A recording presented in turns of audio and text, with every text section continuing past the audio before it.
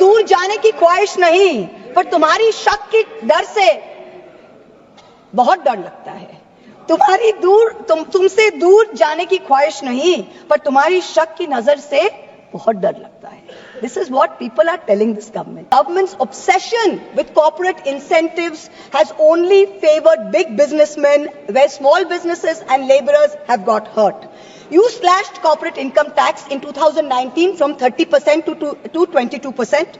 Has private investment picked up? No. So who have these tax cuts benefited? Let me look at just one example. Let's not forget that all tax rules are written for Vishwakarma's India, not for Kuber's India, not for favorite businessmen.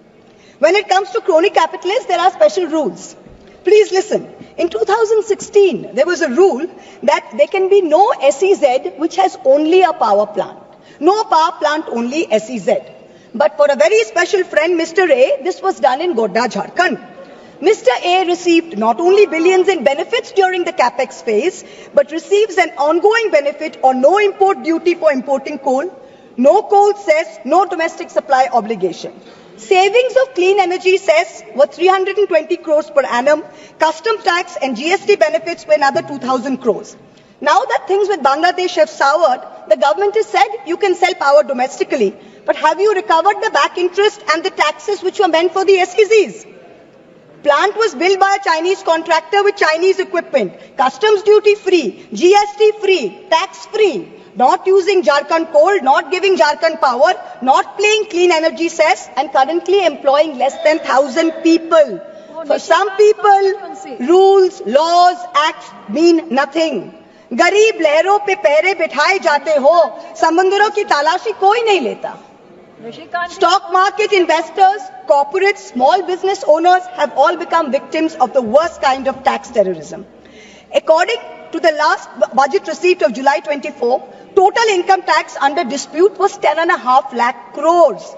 This figure has doubled from 5 lakh crores in 2015 to 10.5 lakh crores now in 23. So much for the promise of eliminating tax terrorism. When you're looking at the CBDT's Action Plan 24-25, it gives us data on pending appeals. It's telling us every year there are more pending appeals than appeals which are being disposed of. So what kind of dispute resolution are we managing? It is estimated that there are 6 lakh pending appeals today. The Indian IT tax department has followed an adversarial approach. It unnecessarily pursues all appeals at all levels regardless of outcome. And all your department officials, there is absolutely no penalty on pursuing frivolous regulation. So kahin bhi kuch bhi case laga do. There's bad drafting of tax laws, different interpretations, high courts are providing divergent opinions, there's confusion. The judiciary simply cannot handle this mountain of pending appeals. More than 17.5 lakh Indians have acquired foreign citizenship of another country in the past decade.